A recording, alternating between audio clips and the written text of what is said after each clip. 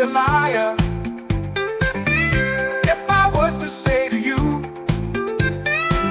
girl, we couldn't get much higher. Come on, baby, light my fire. Come on, baby, light my fire. Try to set the night on fire. Try to set the night on fire. Yeah. Try to set the night on fire. Try to set the night on fire.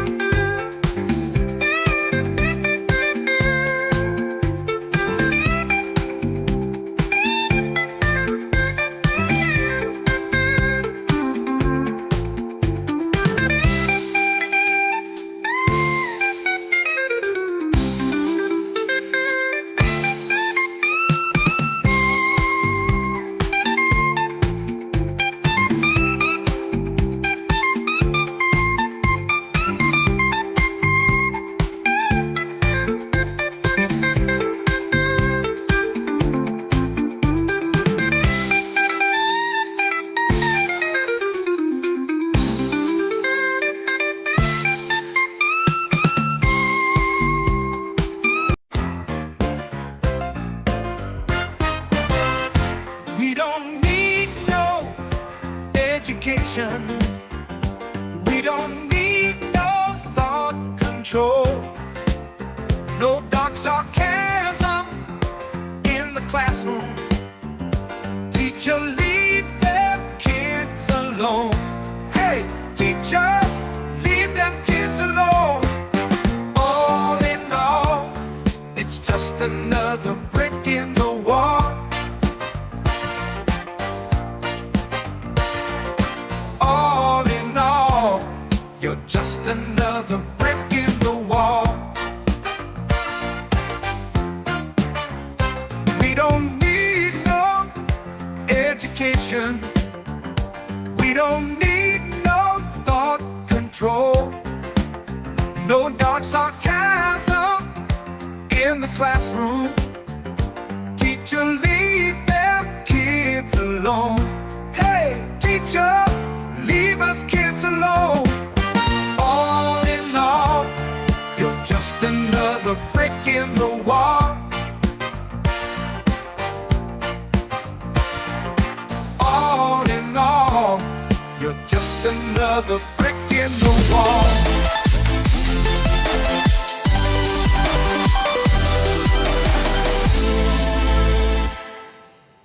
Hello, friends, and welcome to the DayOne Show, episode 320. It's a show, it's a podcast, it's a show about podcasts, about video games. That's actually what it's all about. As a fiercely independent organisation, it's only ever made possible by the lovely people watching, supporting, listening, commenting, and all that other fun stuff from wherever you are in the world. Speaking of people out there in the world, we've got Nick joining us from Greece because his ego cannot stand being away from you for more than a week. What's going on? Πώς πάτε απ' την Ελλάδα? Etc. etc. How are you? Yeah, we're doing all right, man. Doing all right. We got the lovely Jesse bringing a sense of intellectualism to today's proceedings. I can almost see stuff with my left eye with these now. Oh, that's good, man. From 2400 to 2100. So it's still really fuzzy and bad, but it is better. Good times. Good times. Does my camera look bad? No, it looks fine. Yeah. It's only 720p, so it's going to look fuzzy. Is Nick filming on an old iPhone? I'm not filming on When an old phone. When we first started, it was pretty macro blocked. Bear in mind, we're okay. doing this all from 3 different countries. A 5G internet connection in Greece. Yeah. Expect hiccups. But you tell you what you like should... they're... Go on. What? I was just going to say, there's a very real chance that like this could all just completely shit itself. Yeah. Before I get any further, I do want to give a big shout out to everybody that does watch and support this show directly. Whether you're on the Legacy Patreon system, whether you're a new Day One member. So big shout outs to everybody, but especially our grand benefactors, Crowd56, Assassin, and our 2 wonderful CEOs Kevin S, and Torn Raptor. Just as a heads up, like as I mentioned / joked, you know, Nick's on holiday, but Nick also can't be apart from the action. He can't not have his voice heard. So we were gonna get Rand on, and Rand did say yes. This was like Wednesday, but I have had just like the absolute maddest 24 hours. So I forgot to even reach out to Rand. So apologies, Rand, if you're watching. Don't worry about it. I think we've got this. Maybe next weekend. I don't know. But before we get into things, Nick, how's your holiday, bro? How you doing? At the risk of things cutting out, because you guys were dropping in and out for me just then, so here and there I didn't know exactly what you were saying. But the holiday... Oh dear God, this is going to be... The holiday, I don't know if you can remember, but I got fucking sunburnt 2 or 3 days in. What? Was I cutting out just then? Mm-hmm. A little bit. Damn it. John's going to heavily react every time instead of just letting it happen. You know him. That's actually not what I do. Mm-hmm. Okay. The floor is yours, Nick. Quite just badly go. Sunburnt. Yeah, I got quite badly sunburnt the first few days here, which isn't too bad now. But it's been good. We've stayed in a few nice places. Kids have been having fun. Lots of stray cats everywhere that we've been feeding. The kids get super excited every time they see one of these stray cats. So yeah, it's been good. Caught up with a cousin of mine who's here. Yeah, it's good. Weather's nice. I mean, the weather's not as hot as I would have liked, but it's still pretty good. Like right now, it's like 25 degrees at 12 o'clock at night. It's pretty good. Lovely. How about you, Jesse? How much of that did you hear? All of it. Yeah, all of it. Yep. You're good. I am right now. Oh, I am okay. annoyed because the tip goal thing just won't show up. I don't know why. It works in everything, but it just will not. It won't show in this scene, and I'm very annoyed because I know OBS is free. Shouldn't complain that much, but god damn it, I wish it would just work more often. Well, it's been a weekend, I would say.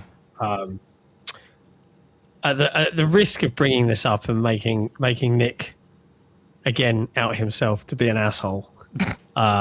Some unfortunate news last night has resulted in me feeling very tired right now, but I didn't want to miss the show because there's frankly too much to talk about. But I was playing a game for review last night, and it got to about 1 a.m. and I was like, time for bed. You know, there's a storm going on outside. I was like, oh yeah, break the weather, because it's been like 35 degrees in the UK, which is frankly very warm. Beautiful.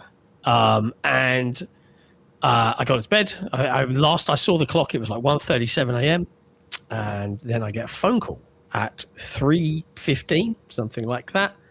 And the phone number says, "Your vet's Rayleigh." And I'm like, hello? My smallest baby cat, Pumpkin, was hit by a car last night. And she was found the baby one. Yeah, she's less than 2 years old, man. She's been clipped by a car. This. Don't worry, folks. If you're listening to this thinking, I don't want to hear it, it's not a terrible story yet. So my neighbour found her and took her in to the 24-hour vets local to us. They rang me because obviously she's microchipped. And they gave me a choice, and they were like, oh, you know, for us to do these things out of hours, we're talking like 800 quid. 800 fucking quid. And I was just like, I can't. And she said, well, I can do a check for free, give her some pain relief, but she can't walk. She's got no use of her back legs. So I had to make that call, got the cat back to me here at home, and I sat with her from about like 4 a.m. through to 9 when the normal vets opened. And we have a vet charity here for folks that like can't quite afford thousands. And like the PDSA in the UK, I have to give a massive shout out to. They've been amazing today. They saw the cat, tested, x-rays, general anesthetic, everything.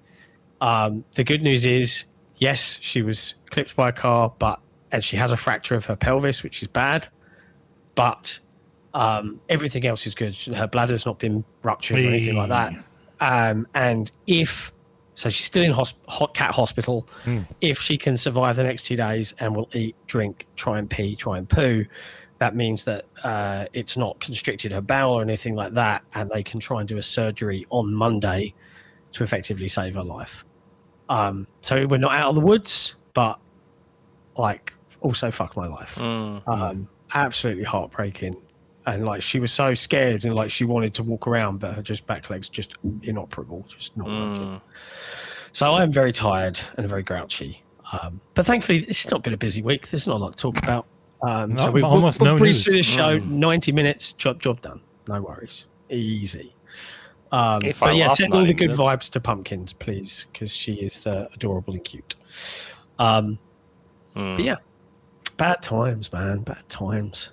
Nick, anything you'd want to say about your cat? I wish it was. I wish she My was cat's being looked after. My cat's being looked after at home. She's fine. Living the dream. We're trying to take care. We're trying to take care of all the stray cats here. Like they're just they're everywhere here. And like it's funny, I can't help myself. I feed them, so I cut off little bits of bacon, or I cut off little bits of chicken or whatever, and like. You can tell the difference between like the full-on stray wild cats and the ones that are scamming people that look really healthy by all the tourists. Like you can really tell the difference between the scammers and the wild cats. And like today, there was one cat that was quite skinny. So I made my way over, chopped up some bacon, started giving him a bit of bacon. And once he realized I was feeding him, literally stood up on his hind legs and started talking to me. He's like, rah, rah, rah. He's like, fuck, straight away into the bacon, like just going ham at the bacon. And then another one noticed what was going on and went, oh, here we go. Came over. And all of a sudden, you have so many cats coming. It's very, very funny. And the kids just get so excited when they see a cat. They get so excited. It's like, we have a cat at home. Why don't you react like that to her? Why are you reacting like that to all these strays? What's going on? Something new. I remember when my grandparents took me to Greece when I was a kid, like on the timeshare shit. I remember being like, oh, there's so many cats. This is amazing. So I get your kids' excitement, everywhere. like for sure. Everyone loves cats. Everyone loves cats. Everyone does. Yeah, absolutely. Now, before we do get into all of the news of the week, and it's crazy to me that like I was going through the showrunner after Jesse had put it together, and I was just like, they can't cut anything. This It's is all all- real. Yeah, it's all huge relevant. news. Yeah.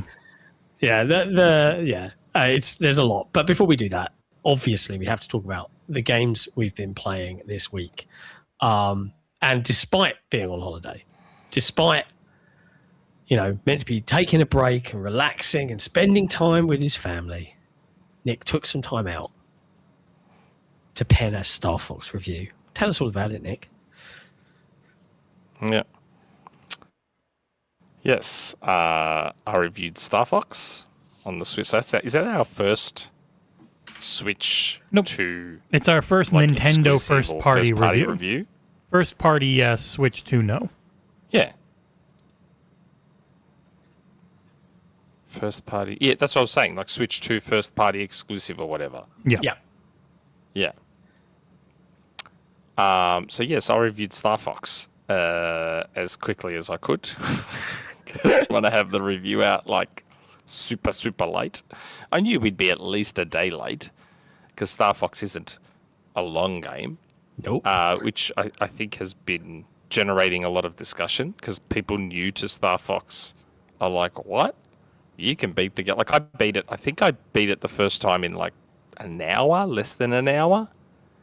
And I did mention in my review, like if you're just in it to roll credits, I think you're going to be disappointed. Like it's over real quick. Yeah. The whole point of Star Fox is to replay. Like you play again, open up other paths, try and beat your challenges, try and get... I mean, this game has achievements in it, so you try and get your achievements. Like the focus in Star Fox is replayability.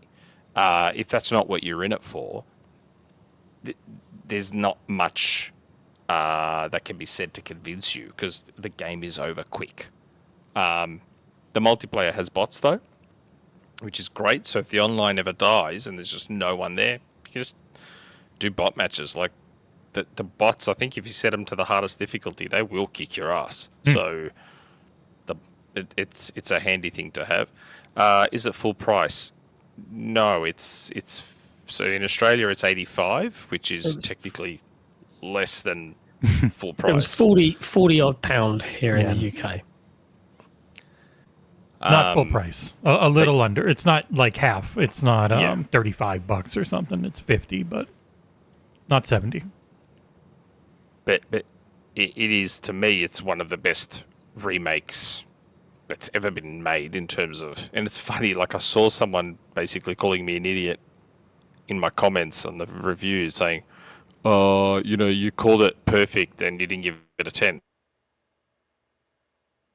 It's like, well, I didn't say the game is perfect. I said it's a near perfect execution of a remake. Like, graphics completely overhauled, quality of life improvements, overhaul to the multiplayer, added cut scenes, tweaked story.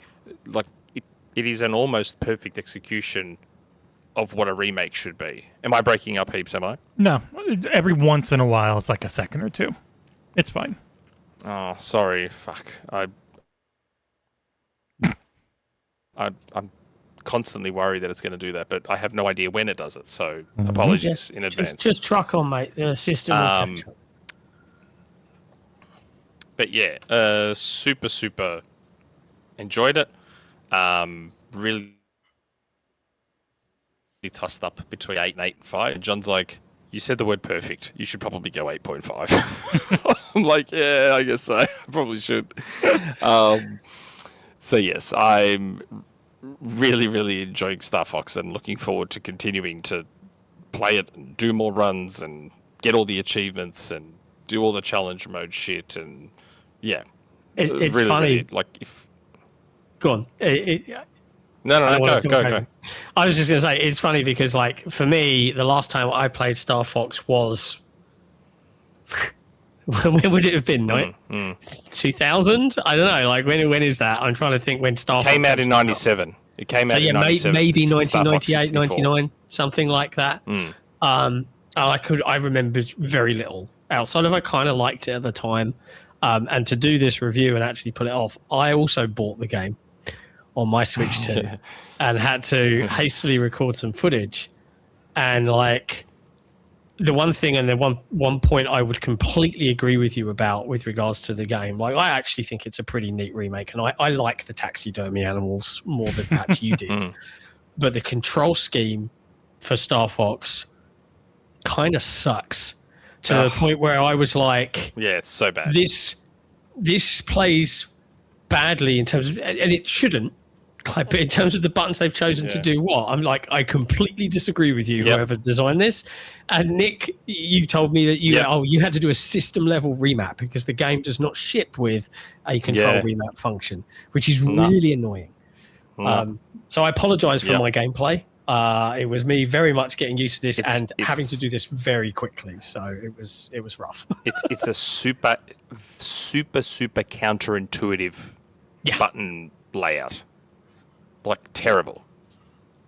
But again, I said in my review that's a very subjective complaint because to some people maybe it's a great layout. I don't know. But for me it was horrid. I had to do it straight away. I had to do the remap instantly because I almost couldn't play it with the way the button layout was. It was too awkward. I empathise. Yeah. I struggled with it. As evidenced by my super chat, occasionally bad gameplay. No, it was fine. Super chat. While Star Fox is good, is it better than Gears and Halo? Well, it's not better than Halo.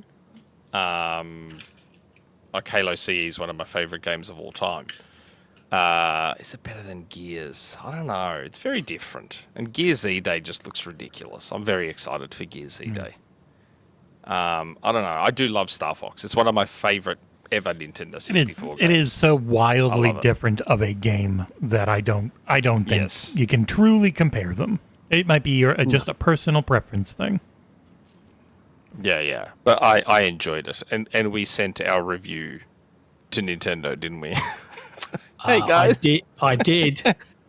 Like the powers that be have acknowledged we exist.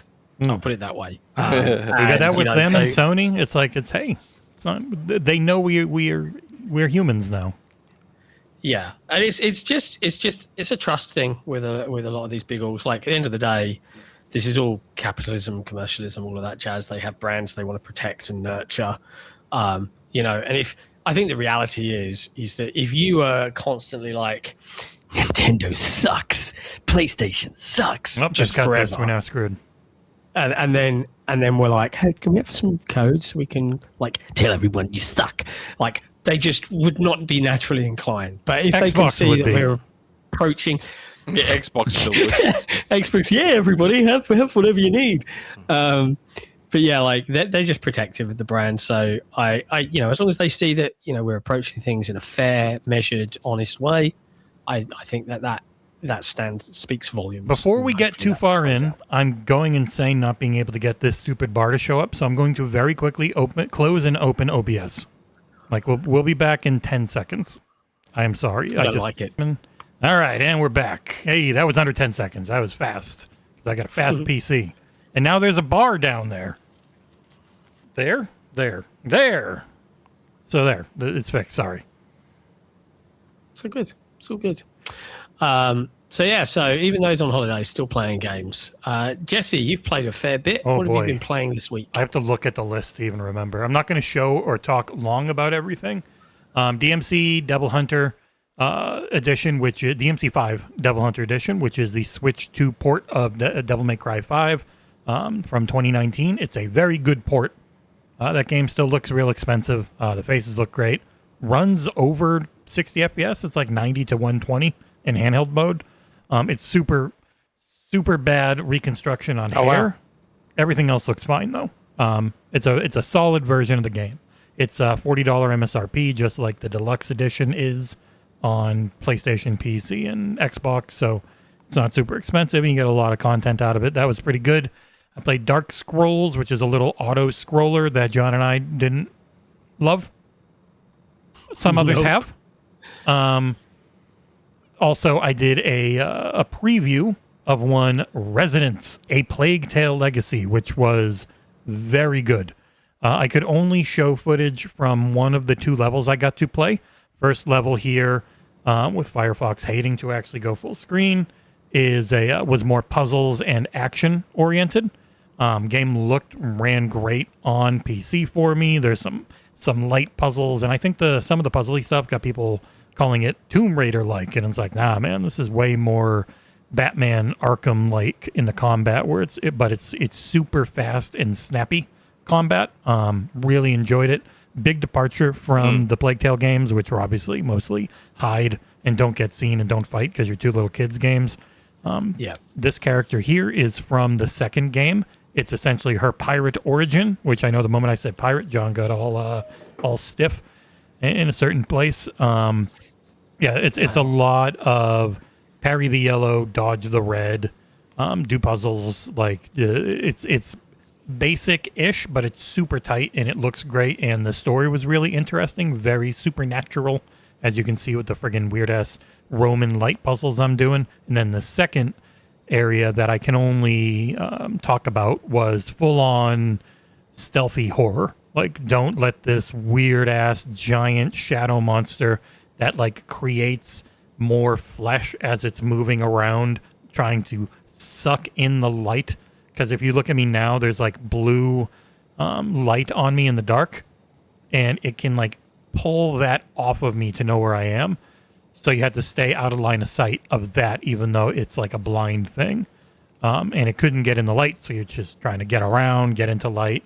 It was terrifying and fun, and it didn't feel cheap, which was is always tough with games like this. And this one is coming out right as we're at Gamescom, so I have no idea if we'll be able to review it. I would love to, but who knows? Ugh, Yeah, no, yeah, there's so tricky. many. There's too many things. Another one was House Flipper Remastered Collection. If you've ever played the first House Flipper, it's that, but you get all the content. It looks a little better, though it's still kind of buggy. You get that for $50, whereas if you tried to buy all the DLC now, it's around $100 because they've added so much over the years, and that is Play Anywhere. And the last thing was Abyssus, which I think John and I both played. And man, how dare I be the one that got them to fix the controls on console by saying, hey, this is broken, this doesn't work right. It is doing a weird, instead of being auto-aim, assist. It was more like Crackdown Snap-on, but like horrific. at Mach speed, and you didn't have to press a button. If anything came near your reticle, it snapped to it, and it was just, it was nauseating. And they fixed it at launch, which I guess wasn't good enough when I said, hey, keep an eye out. Maybe they said they're going to be working on it, and I gave it the score I was going to give it if it was fixed, and it was. But you can see in this footage, like, my view snaps, and it hurts. It hurt my brain. But with that fixed, you got a solid co-op roguelite shooter. It ticks every single box you can imagine for this genre. It's got some nice carrots on sticks to chase on every run. The environments change up a little bit, and most of the change is you can either get this ruined like cave area or a submarine in the first level. And then after that, it kind of always follows the same thing. They get this whole royal family are going through with everything. It's good. It's a solid little game that's available on Game Pass and is Play Anywhere right now. Nice. Yeah, it's been a weird week for me in terms of video game enjoyment. I played a lot of things at the weekend. I published an article on Monday that covered a lot of this, but I dived into Steam Next Fest and I played 17 odd demos during that live stream over nearly 4 hours long because I wanted to. And I had a lot of fun and people came and hung out and it was very good. Big shout out to Sherez for suggesting I check out Kaz, which I fell in love with in the brief time that I played it.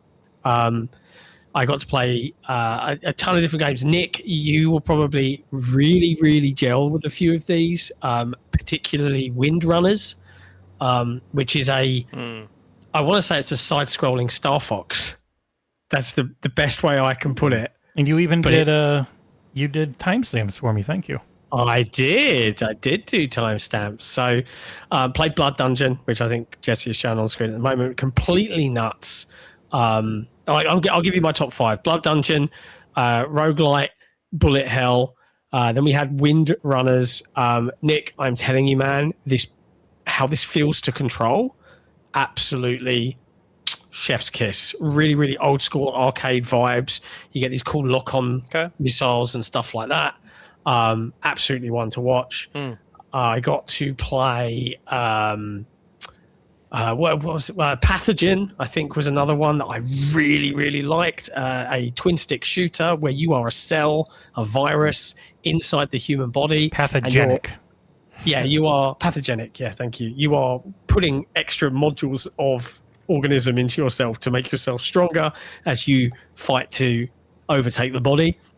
Super, super cool. Really clean graphical presentation. Good music, good sound. Releasing in July. So after playing all of these, I ended up with like 5 more games that I wanted to review this month. But then another one came in, so now you can't for a bit. No, I'm gonna. Oh, you're still going to, but just you're busy on the thing you can't talk about, annoyingly. That's true. I am very busy on the thing I can't talk about, annoyingly. But yeah, like there's Kaz, which I mentioned, is basically, Nick, it is just the cursor keys on the keyboard. And you just get a grid. I don't know if Jesse can find footage. It was at the very end. I found it. Yeah, you just get a grid, and you press up, down, left, right, and you can use a controller and stuff like that. But it plays best with a keyboard. And genius game design, super cool. You're just like trying to take them out as quickly as possible, but they keep throwing like new power ups and new technology, like new twists in, because it's again another kind of roguelite. Really, really smart game design. Like I was super impressed. What a clever idea. And the one that scares me a little bit, the one that scares me out of all of these is Corsair Cove. Because as Jesse mentioned, I am very much about the pirates. I like piratey things. It immediately will pique my interest at least. And Corsair Cove is a city builder. I haven't played one of these probably since SimCity on the Amiga. I used to be really into like the RTS and city management genre when I was a kid. And this is building a pirate cove and then building ships and then going out into the world and exploring. The detail is off the charts. This is coming from Hooded Horse as a publisher. Not sure on the development studio's name, but I was like, I played probably the demo for like 20, 30 minutes. I was like, oh no, I need to move on. Like, this is dangerous. And this is also coming out right at the end of the July, right alongside games like Halo Campaign Evolved. Halo. So I'm like, oh God, that's going to be a big game to try and I'm worried about reviewing it as well. This sounds silly to anyone else. Like, I haven't played a city builder in 20 years, like really played. So should anyone give a monkeys about my opinion on this one? Yes. All the people that don't play them all the time. Do I know about enough, like, to, I don't know, like, I'm nervous about reviewing it because I don't want to do a bad job. As long as you make it clear that it's not like I did with multiple genres that I don't normally play a lot. Like, just make it clear you're coming into it as either a lapsed city builder or someone who's doesn't know the genre that great, and your review is good for those people who are also in that same situation. And are just attracted to the piratey nature of it, probably. Something like that. But yeah, and obviously Star Fox. And that's about it. That's all I really played this week. I have put about 10 hours into a thing that I can't talk about yet. Some have, which is always stupid. And then I saw the posts were deleted. I'm like, yeah, they make it real clear when you can. Yeah. But yeah, it's, busy times, busy times. But that's all the games we've been playing. There's not much else to talk about. No, that's it. I guess that's the end of the show. Oh, good. I made it. Now let's talk about all the news. Oh my God, it's chaos. Sheer chaos out there. There's still busloads of people getting dropped off here. The party never ends in Greece, and mate. It's 12:30. It's 12:30 in the morning, and there's people getting dropped off here. God. Oh wow, scantily clad people. Oh. Quick, Nick, flip the camera. I'll hover over doing this, and then Nick's just gone. Yeah. Where do you guys want to start in terms of like subjects here? Because like just to give a quick catch-all of all the different topics, we've got the insanity of more Xbox console price raising. We've got the chaos at Legendary Studio Bungie. We've got GTA, the Steam Machine pricing. We've got Grand Theft Auto no disc dramas and pricing. We've got Xbox film and TV puff pieces. Where do we begin? Where do you want to start, Nick? You call the shots here, bro. Where do you want to begin? Let's start with the thumbnail topic. The thumbnail topic, GTA. Okay, 6. Grand Theft Auto 6. So, Rockstar had the balls to go head-to-head with Star Fox. Pretty ballsy move, I reckon. Don't you mean? What do you mean Star Fox? And what? What do you mean go head-to-head with Star Fox? What? Star Fox is out. I was making a sarcastic joke. Oh, okay. No, I know, but like the pre-orders for GTA 6 went head-to-head. I'm with you. Okay. Head with Star Fox releasing. I said it's a pretty ballsy move.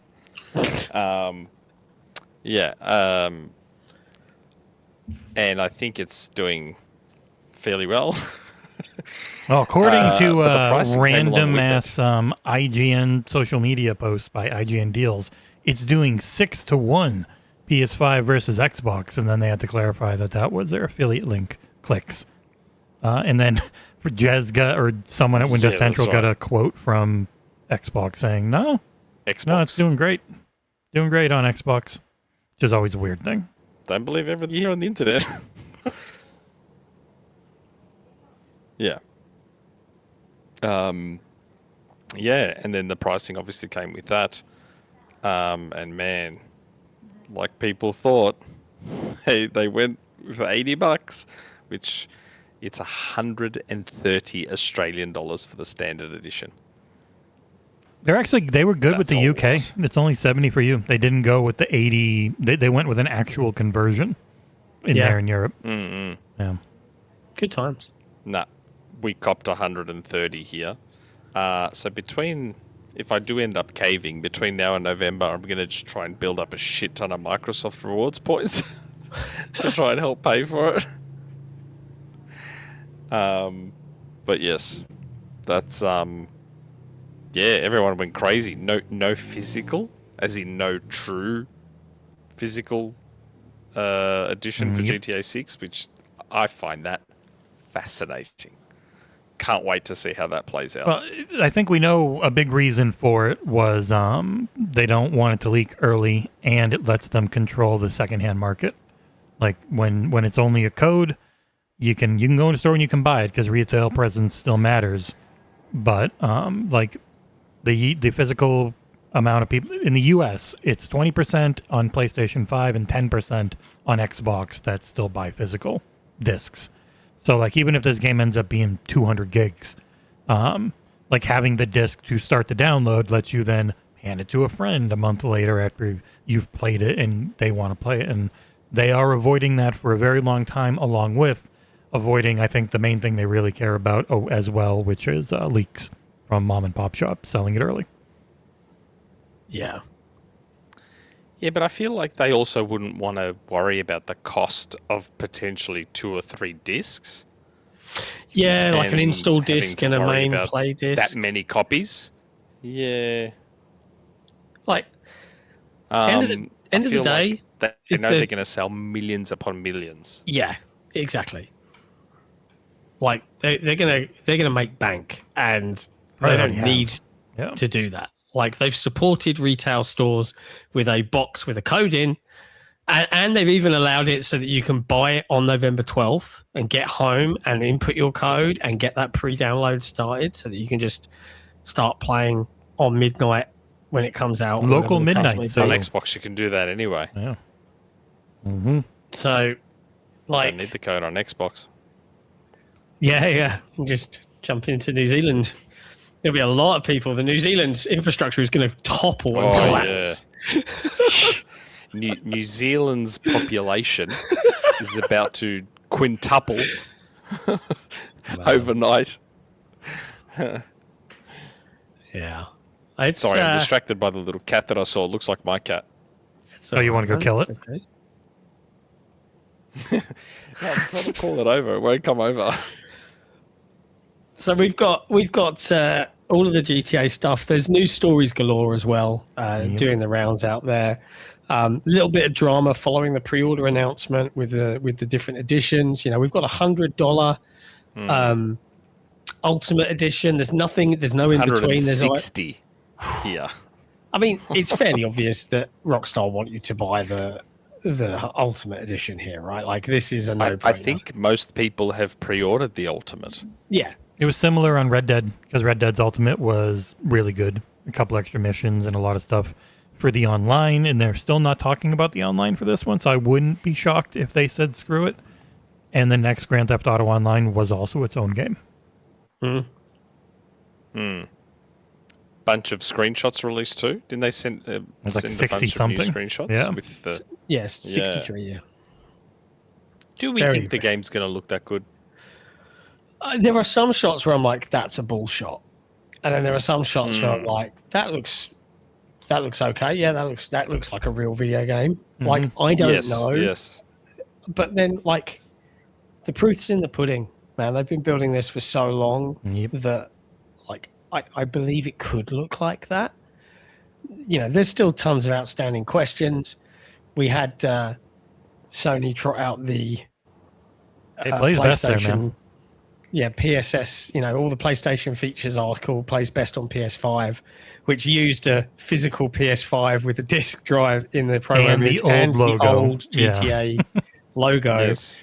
So then they caused like a small conspiracy as they deleted all of their posts. Everyone was like, they lied? Yes. And then, oh no, it was just a logo hiccup. It's all back. Which is surprisingly underprepared from a marketing perspective, like, to and- see that happen in real time. Do we think it's a 30 FPS game? Because I do. I do. I think it's 30 At the FPS. most, a 40, like maybe a 40 mode on PS5 Pro. Maybe. But also, it is interesting. Like, they're not really pushing what the Pro can do yet. And I do think You it's don't because... think they'll hit 60 on the Pro? No, the Pro CPU is not better than Series X. So, like, unless it was super GPU bound, and they're normally more CPU with all the simulation stuff they do. But they just push base PS5 things as the plays best on. The haptics, their Tempest audio and stuff, the speaker in the freaking controller. They didn't really push graphical stuff yet, probably because it's not locked in. Like, that'd be the last stuff that would happen. But also, as we'll talk about with the Series X pricing, I don't know how much longer this thing exists, at least with 2 terabytes in it. So I also think they're going to really push, like, just the base PS5 version can do all this more than the Pro. Yeah, it's an odd one because you had all of this stuff go out, and I did an article on just like, hey, if you're waiting for GTA 6 to come to PC, which is obviously where it would really play best, like I was like, how long has it been? Because in my brain, I'm like, oh, a couple of months from release to a PC version. Nah, lowest time frame apparently was 13 months. It's like a year. Really? What? That is going to be testing the patience of like pretty much every gamer worth their salt out there. If you're interested in even in the slightest in GTA, which on launch day you're going to be if you're a streamer or anything like that. But yes, 18 There's also months rumors. There's also rumors of a Switch 2 version coming. See, that's interesting. That is interesting. Like, because if the Switch 2 can, I'm not saying I've heard that. I've seen them on socials. Oh, okay. I mean, if the Switch 2 could run it, I would be super pleased for Nintendo, but it also would be great because eventually when there is a PC version, it means my Xbox Ally X could also technically run it. But I don't know. Like, the thing with this is I know in my heart of hearts, I don't know if anybody else in chat feels the same, but the FOMO and the hype and the technological achievement of what Rockstar are making will get to me. I will pick it up. I will want to be there. I will try it out on day one. But I also know that I probably, much like GTA 5, won't ever damn well finish the thing. Even the campaign, I just got bored. I just get bored of playing these things. Now, maybe they've made the best campaign ever, and maybe their gameplay has improved to the extent where I'm going to be all over this, and it's going to play amazing, and I'm going to love it. It's entirely possible, but like, just I've been here before. Red Dead Redemption 2 on console, 100% agree. Like, that game doesn't feel good. It runs amazing on PC now. Yeah, the moment, but it's the thing. I think if you played through it on PC, it'll look and run and feel probably better. I'm really hoping that they fix the input latency issues that Red Dead still has on console, because Red Dead 2 on console is like a 7.5 because it's not fun to play. But then I go on PC and it's a 10 because it is fun to play, and it's a up to 100-hour long freaking cowboy epic in a world that you can live in. And if they bring that stuff to GTA 6, which is what it sounds like from that Amazon listing of like this whole clockwork world, then yeah, it's going to be one of my favorite things ever, because Red Dead 2 is right at the top for me. And you're probably going to be fielding the review on this one. I would hope so. Yeah. Fair. I've given up a Nick, lot If it's 30, then I'm really not interested. I'm curious. Well, I've got the Pro, so that is probably where I would review it, and then people would yell at me because we're in an Xbox site. But it's like, man, playing something right now that is appreciably cleaner looking on the Pro than it is on the Series X. I've got access on both. It's fine on the Series X, but it is noticeably cleaner on the Pro. And I'm guessing it will be a similar thing with GTA. Yeah. Even if I don't like the controller. Yeah, that's quick. You've got the what's the name of it? Victrix Pro Victrix. BFG Reloaded, which I set up to just be an Xbox controller. I really need to pick one of them up. Like that definitely playing Star Fox this weekend really broke my brain. Like, and also with my Switch 2, I don't have a Pro controller, so I had to play with Joy-Cons in the dock thingy. I have two. Oh god. It was not the best time. It was not the best time I've ever had. But yeah, Super chat. I could have brought this one to you in L.A. you can bring it to me in Germany Maybe it's Super worth chat. too much. from Machine XP. Yes, Machine XP with a super chat. First time buying physical on Xbox in years. I get a box and a digital code. Dreams do come true. That's right. It's the best way to have it. Thank God. Absolute best. The digital in the box, like I get physical diehards and people that really want physical media to remain, but it just this is such a non-news story to me personally. I find it hard to draw up any particular interest or care. Yeah, there was no chance it was going to be in the box. It's still a big deal, but, though. Yeah, it sucks to not be able to trade or resell it. Yeah. But For me, I'm more curious. Like, I really like that Rockstar are kind of doing stuff like this. Like they're pushing on the price point, pushing on the old digital, because there are so many on socials. I see so many people are staunchly like, no, games have to be 60 and forever physical's the fucking best, blah blah blah blah. And then GTA 6 comes along and says, fuck your 60 and fuck your physical. Yeah, nothing else can I'm be curious like to that. see how people respond to that. Yeah. I mean, Mario Kart World did it. I mean, it's on the cart, but it's $80, and then Microsoft went, "Oh, we can do 80. Oh shit, we can't do 80." People immediately just lost their shit on us. Never mind. And it'll be the same thing with this. If anything, budgets That's need to what go I mean. down and games need to be cheaper because most people aren't looking to spend 70 unless it's like the best.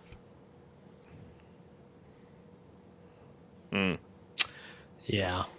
I'm fascinated. I am fascinated to see how that plays out. Yeah.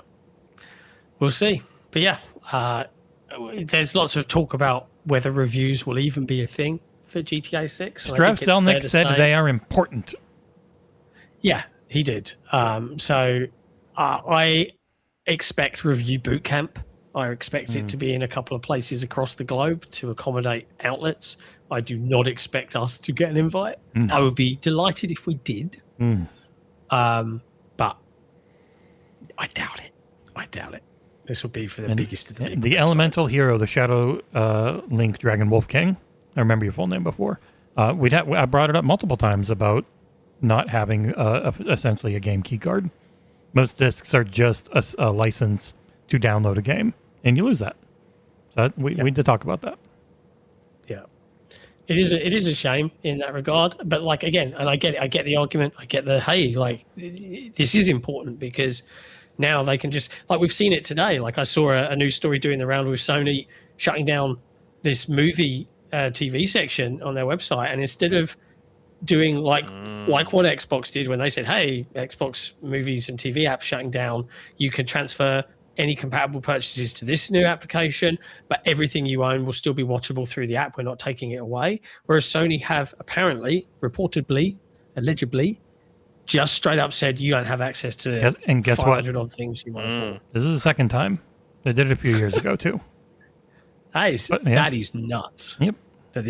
Yeah, we know you paid money for it, but we don't care. Xbox shut down the movies and TV stuff, but you can still access everything you bought. But with Sony, this will be the second time it's just gone. You just lose it. That's not cool. And that's why I get the arguments that physical ownership of a real thing is important. But also, the reality is that GTA is probably too big to fit on a single disc. But it would still be nice to have even two discs. It would be nice to have a single disc that is just there to be the license for you. That's what game key cards are. Game key cards are better than a code in a box. And I think a lot of people are realizing that. Yeah. There you go.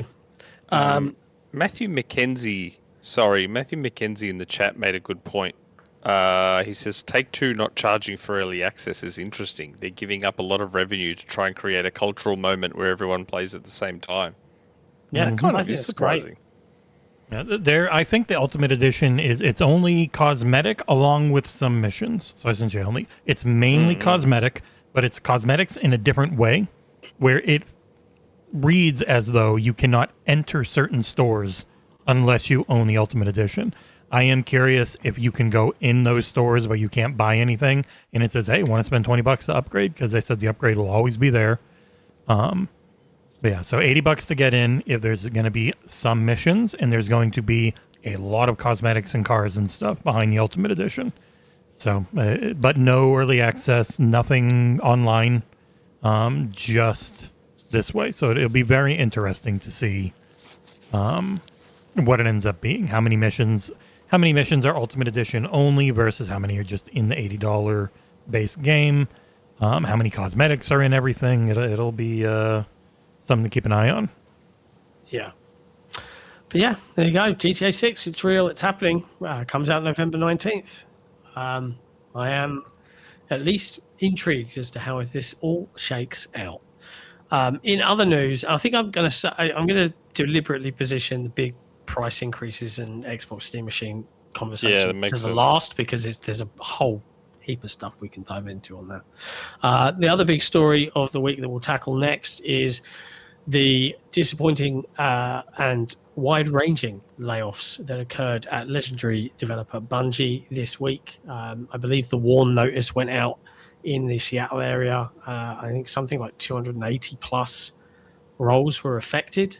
A lot more. So that was just I think Washington. There's been more. Paul Tassi said it was over 400 between people who work at home, people in Sony Interactive Entertainment who supported Bungie, and then the 293, I think, were in Washington. So over 400, like roughly half of the, essentially all the people that you would have wanted to have make Destiny 3. Very, very troubling times. Jason Jones, even. Yeah, creative or director of Vision. Yeah, chief Vision officer. Like what do you say? Whole acquisition, man, I still don't understand it. I didn't understand it then. They were I bamboozled. don't understand it now. Again, I said it back then. I'm like, it just felt like they were responding to like ABK and shit. It's how it felt. It just felt like, oh my god, Microsoft purchased something big. We've got to purchase something big. We have to. That's how it felt to me. I think it's how it felt to the whole industry, really. We've even got like Jim Ryan on record saying that this Bungie acquisition is going to prove far more fruitful. I'm paraphrasing, far more fruitful than Activision Blizzard will for Microsoft. Between those two acquisitions, I think a large part of him getting fired was this one, and I think a large part of Phil and Sarah being gone was ABK. Yeah, it's a mess out there. Marathon's already back down below where it was before Season 2, now on Steam. Even Marathon lost some people. Like, I don't know.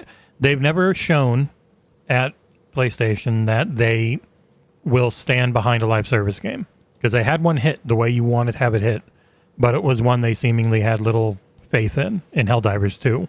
And all Helldivers 2 has done since launch is try to not be as broken and work better. And also, thank you, Steak 1024. Thanks, Steak. Yeah. Wow. Oh, hit the wrong one.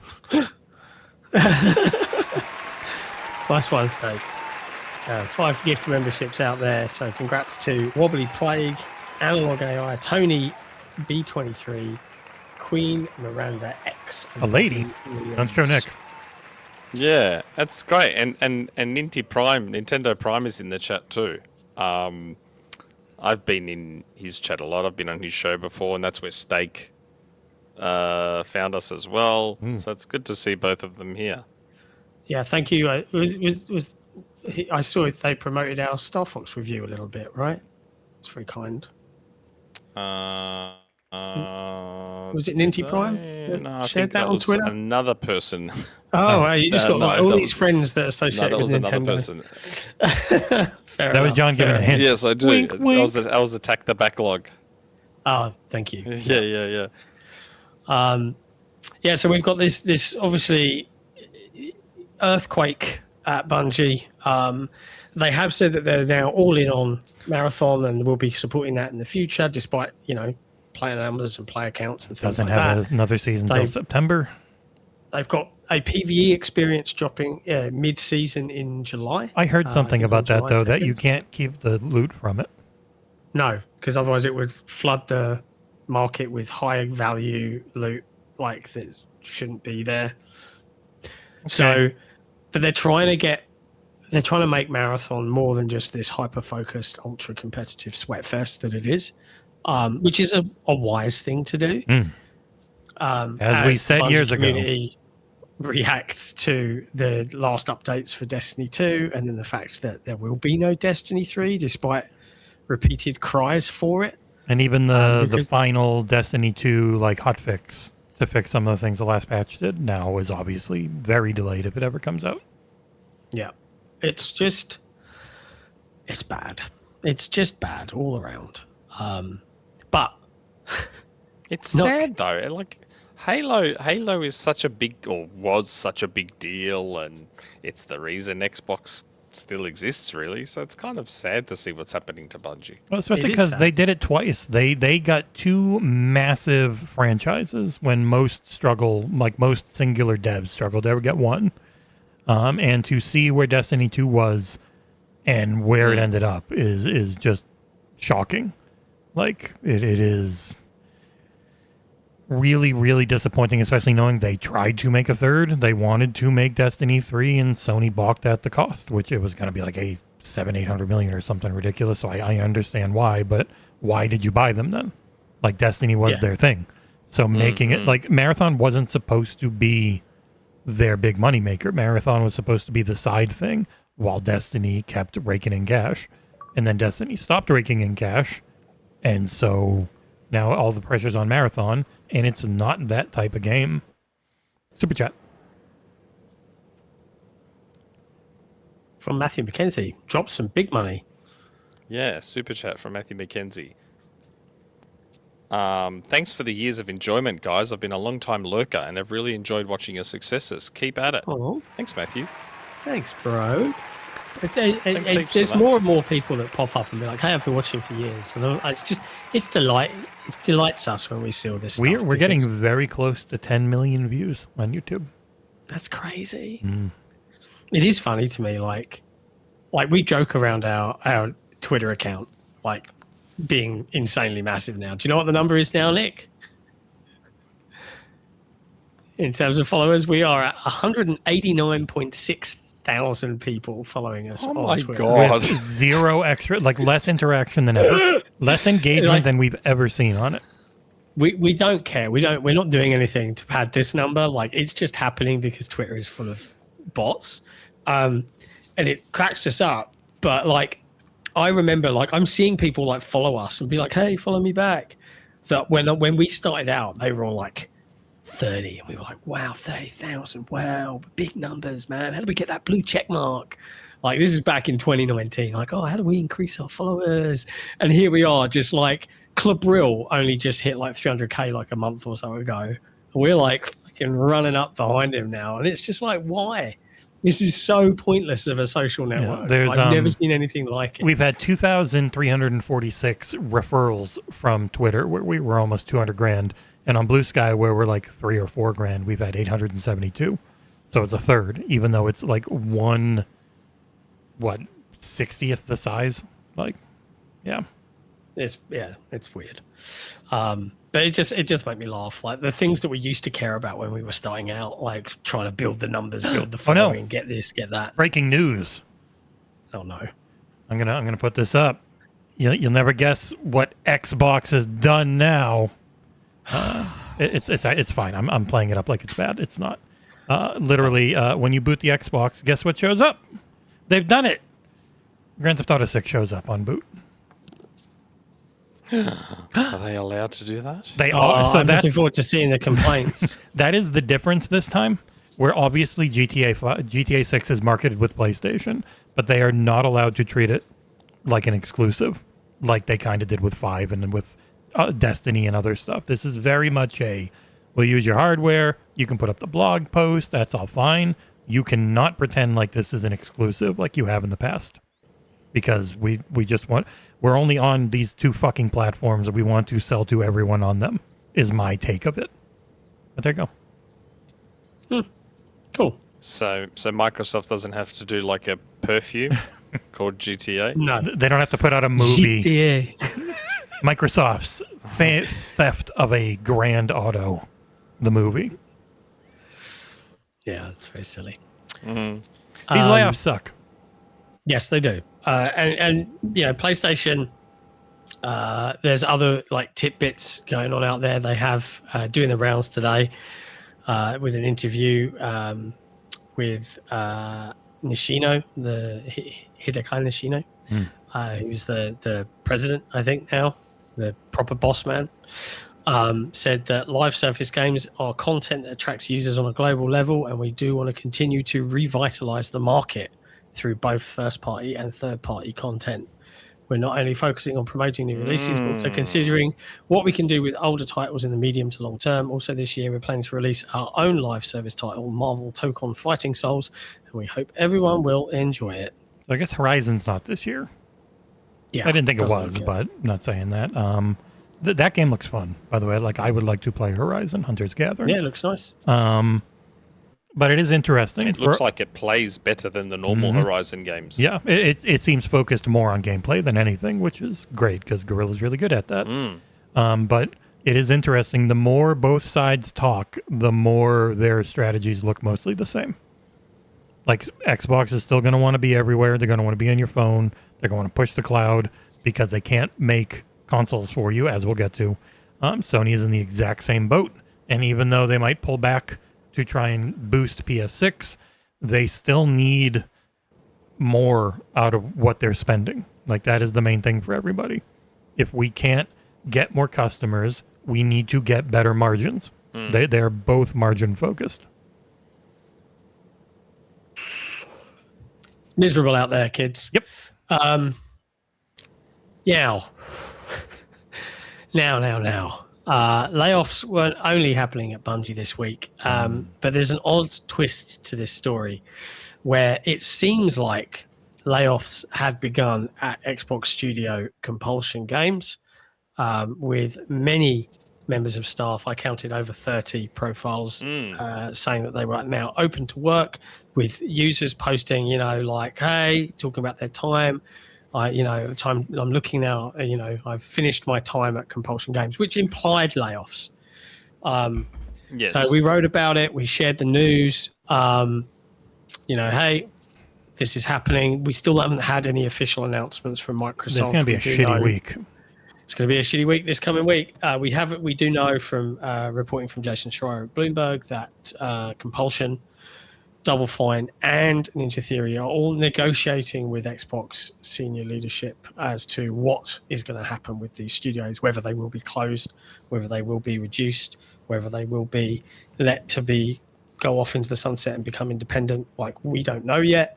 But these layoffs occurred. We wrote it up, and then Jason Schreier did share a note on Reddit saying that Xbox layoffs aren't beginning until July. What's happening at Compulsion is that studio leadership have given their employees permission to openly look for work because they almost certainly will be losing their jobs then.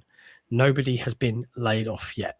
I think it's one of those things where even if they could go independent, they wouldn't be anywhere near as big as they used to be. Yeah. It's a shame. It's a shame. So brace yourselves, folks. If you thought this week was kind of like crazy and bad for the most part, apart from like it's been weeks is releasing. Yeah. This coming week is going to be the reported bloodbath for Microsoft. Well, we had the weeks of the grifters and everyone trying to say, I've heard and I believe and all that garbage. And so it makes this all feel that much worse. It just blows. Even if you understand the why, it's funny like, how I don't much give a shit. that sort of... Go, Nick, I allow you. It is funny how much that sort of, not misinformation per se, but it's just funny how those not quite true stories spread so much faster when it involves Xbox. Yep. Mm-hmm. Are you surprised? No, it happens a lot, especially lately. That is what the algorithm pushes. Like, that is the Twitter algorithm and YouTube to an extent and TikTok. They push this type of immediate, only I have it news. And then everyone jumps on it. and then no one ever corrects it. Like, that's why it's weird when Microsoft comes out and like corrects a report, which is essentially just a single post on Instagram from IGN Deals, which links to an article that has nothing to do with what they're saying about pre-orders. Like, there's never been an actual report at IGN about it, but everyone just took it. Shinobi retweets it. Everyone believes it, and now that is the story people know. And then they'll say, "Oh, they're just going to Windows Central as like a mouthpiece." And it's like, well, no, they're going there because it's bullshit. But you can't do it every time, and people know that, and so they just machine gun fire off more and more shit. That might have like a kernel of truth to it, but it's always a game of telephone, and it just comes out ridiculous in comparison to what reality ends up being. We only have a handful of actual investigative journalists who ever look into anything. Yeah. And well, this is where it's going to get interesting because not content. And it's funny because Jesse joked about this. I think we joked about this in general on headlines when the layoffs happened at Bungie. They happened live while we were doing the show. And because of another thing that I don't know, well, that will be a part of this, even though I don't have it in there. Because I saw that happen. I'm like, everything's going up. Yeah. Microsoft were like, wow, Sony are getting dragged over the coals over this Bungie layoff stuff. Quick. Post that price increase blog post, guys. Get that out there. And yeah, unbelievably, the Completely Xbox Series believably. X and S are going up in price again from August 1st, meaning that the Xbox Series S that you could buy for, I think, $299 $300. at launch is now the cost of an Xbox Series X at launch from August 1st, $499. And still losing hundreds of dollars a sale. The Xbox Series X is going up. What is it going up to? $799 now? Yeah, so the 512 gigabyte goes up 100. So that's just the Series S base model. 1 terabyte goes up 150. So 600 to 750 for the all digital, and 650 to 800 for the 1 terabyte, and then 600 for the terabyte Series S, and the 2 terabyte discontinued, which is what the PS5 Pro is at 2 terabytes. So I'm really curious, do they keep the Pro around and knock it down to 1 terabyte and it's $1,000, or what do they do? Honestly, To me, we'll see. To me, that's not even the craziest part about the price increase. To me, the craziest part is that they announced that the same day GTA 6 pre-orders went live. Well, in some ways, it would create you need to get your console bought now before Because it was on kicks sale. in, It was right? $573 It was on sale. in the US. Like, it was on sale everywhere. They were both on sale. And it's not going up until August. So it is essentially similar to, I bet you it's not far off, but to a lesser degree of what happened with PlayStation, where they had that week where they had a week to get it before all the prices went up. And so they had a huge sales increase. And I don't know if I ever put it in here, but everything's cratered. All sales have cratered horribly in May in the US in June. Microsoft had their worst May ever on record for Xbox. Despite hardware making sales. more money, their unit sales were the lowest ever for May. Yeah. And Sony dropped. They had their worst ever, like their worst May since, I don't know, The year 2000. 2000. With a drop of 58% in terms of hardware sales. Yep. Like, the pricing is now locking consumers out of this hobby to the extent that the era, do you remember getting a 360 for free when you picked up a contract mobile phone? $100 Do you remember seeing GameCubes. a 360 for like $149? Like, Do you remember when the these Series days S was are like gone. $170? That's what Yeah. my kid paid for his. He paid $170 for a Series S. It is crazy. And like, it's frustrating as well because you want to turn around to Microsoft. And I think this is where the industry in general reacts even harsher to Microsoft over price increases than any other company.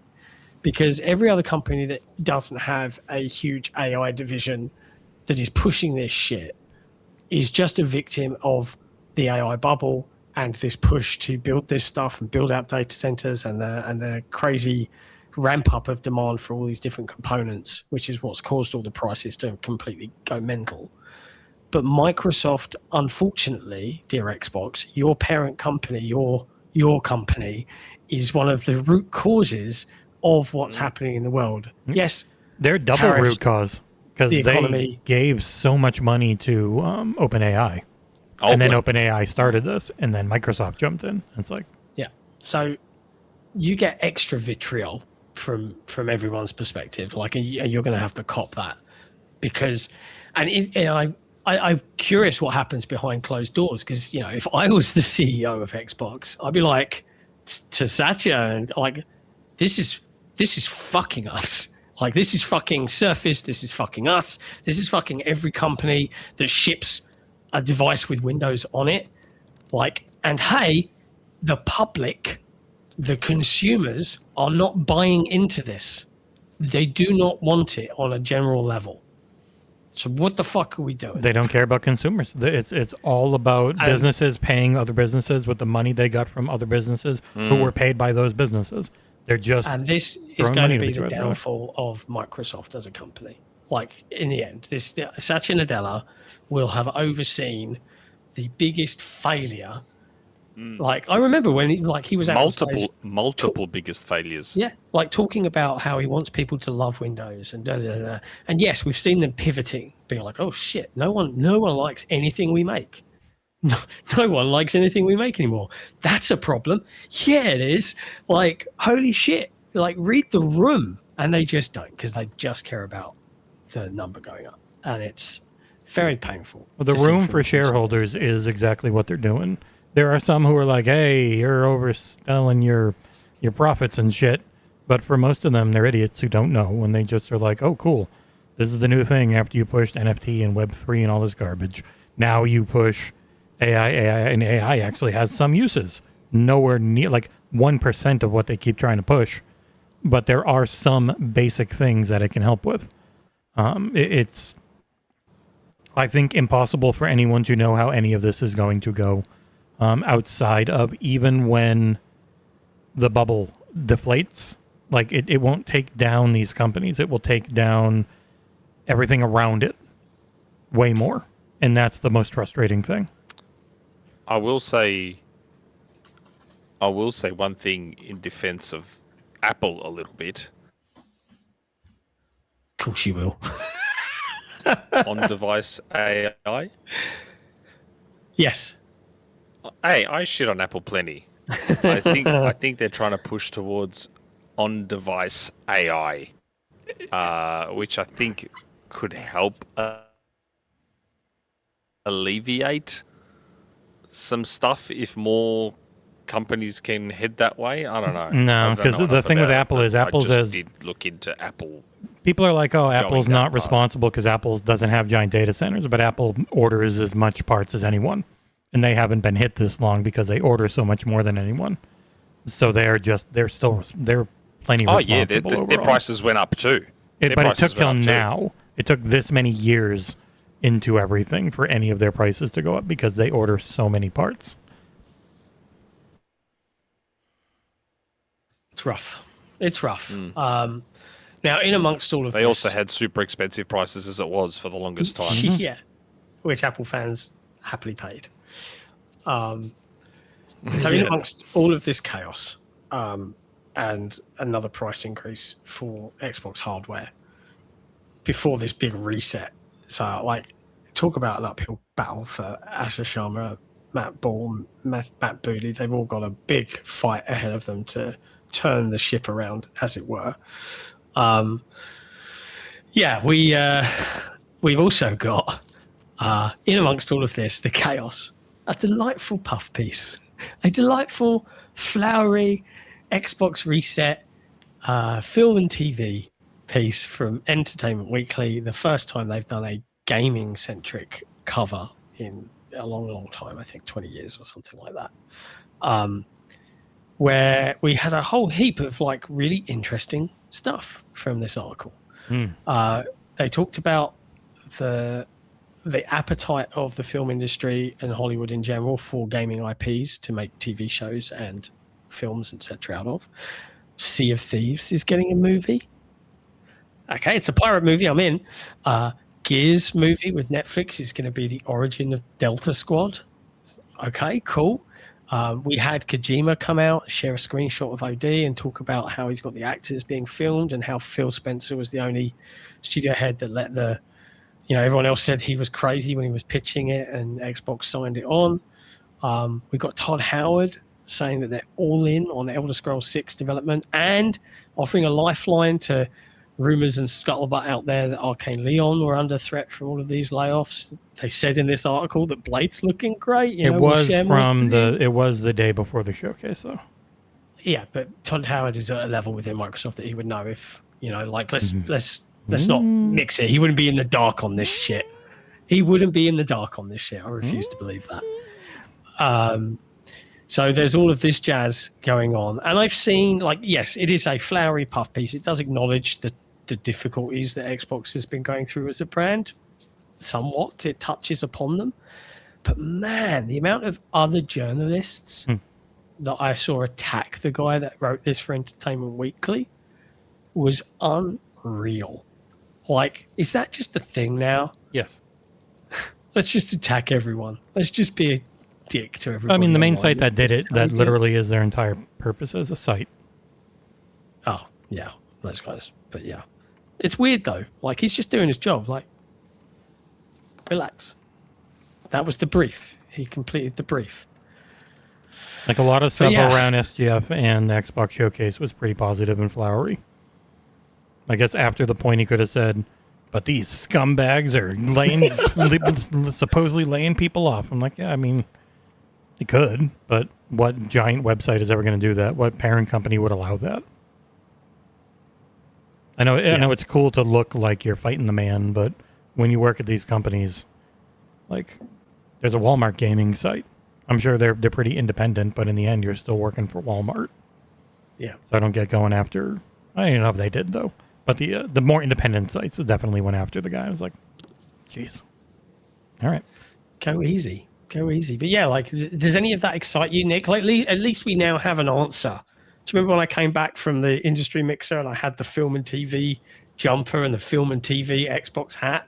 And I was like, what the fuck is this? And no one would acknowledge it at Microsoft. No one talked about it. Now we know. They're pushing hard.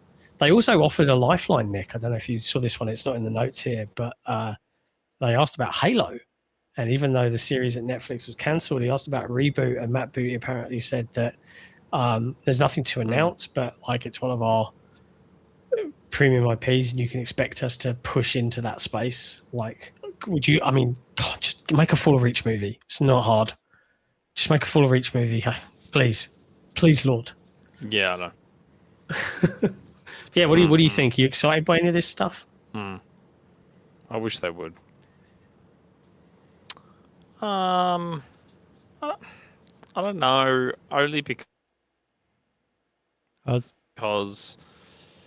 not enough has come out of them as yet of a very high quality to be able to sort of definitively get excited about anything else. It comes back a lot to rated show in the world. Who are the creatives on it? The creatives on Fallout are great. The creatives on the Gears movie, I really like David Leitch. I'd like to Bullet Train and Fall Guy especially. So a lot of it will end up, and Daniel Destin Cretton it's his production company for Sea of Thieves is really cool. But yeah, you gotta see more about them. Who's the director, who's the writer, what's the cast? Yeah. There's a lot left. Interesting times. Yeah. Outside of that, the only other big ticket item to talk about that is kind of linked to all of this price increase stuff is that beyond all of the layoffs at Bungie, beyond the chaos of Microsoft Xbox price increases, we also got an announcement from Steam with Steam machine reviews going live everywhere from the folks that got hands-on with them, and official pricing revealed. Do you remember all bunch the of dummies?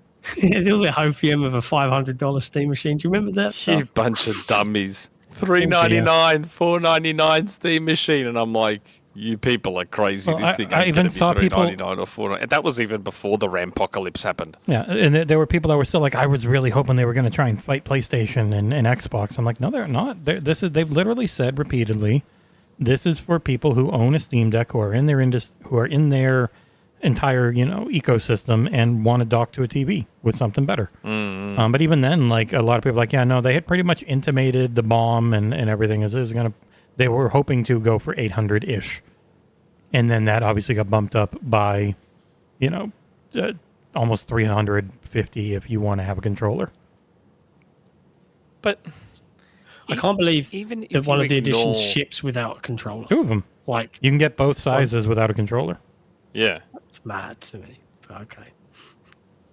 Sorry, Nick, go on. But even if you ignore the RAM shit, just take that away. Pretend RAM was back to normal. This thing still was never going to be $3.99 or $4.99 because Steam weren't producing it at the scale to achieve that pricing level with profitability. Yeah. Like it was never going to be that price. And ever. they were never Like, there going to was just no subsidize chance. it. Like apparently, no. And it was reported, I believe, my friend Cade had an interview. I can't remember who it was with, and I apologize for that, Cade, if you see this. But apparently the price originally, if it wasn't for all this shit that's been happening, was still going to be like $750 US. Like there was no universe where it was going to be $3.99 or $4.99, like at all. But Yeah, it's super, super pricey. And it's interesting as well. We've already seen people trying to make their own Steam machine and often achieving price parity with better components in a similar form factor. But like, broadly speaking, and I kind of want to zoom this out a little bit into a broader topic, and that is just like what can happen for gaming generally, because like the Steam machine is 1,000, starts at 1,049, right? The Xbox and PlayStation, like mainline consoles, start at 800 now, I think. Just or something Xbox, around not that. PlayStation yet. Sorry. PlayStation Sorry. 650. They'll yell at you. Not PlayStation fanboys about to yell at me. Suffice to say, they're pretty expensive. We are no longer in this era where they'll start off expensive, and then by this point in the gen, we're 6 years in. We're seeing the prices plummet and people jump on board and sales and all of this jazz. None of that is happening this time around, and yet we are still seeing plans and discussions about PlayStation 6 and Project Helix and all of that jazz. And I guess I just want to ask you guys, do you think that they should still push into next generation hardware? Do you think that both of these companies should take a Nintendo approach to new hardware where you use technology and you be a lot more sensible with components and bring down the scale and scope of video games to something more compatible with actually keeping the industry alive instead of just pushing the most hyper-realistic balls to the wall AAA? Like, where do you guys stand? And what do you see happening over the next couple of years? They will do everything they've already been planning to do for 6-7 years. It's too late to change. Yep. So basically, carry on. Both. Carry on. In the Things are future, true. it will change. If you could quickly pivot, they would. Like, we've already heard them say they're going to try and do everything they can to keep it affordable. But they've had component prices double, memory and RAM, or storage and RAM. And they're going to double again by the end of next year.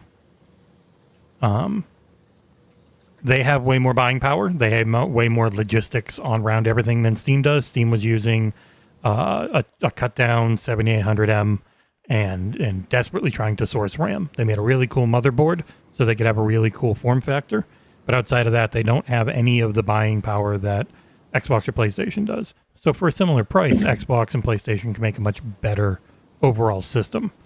I don't think Xbox would subsidize it if it could play every other store. They couldn't. That's why Steam couldn't subsidize, because you can put Windows or you can put any other store on there. So it will be very interesting to see just what the play your PC games things end up meaning if they're also trying to heavily subsidize a box that neither them nor Sony are probably going to make a ton of to start.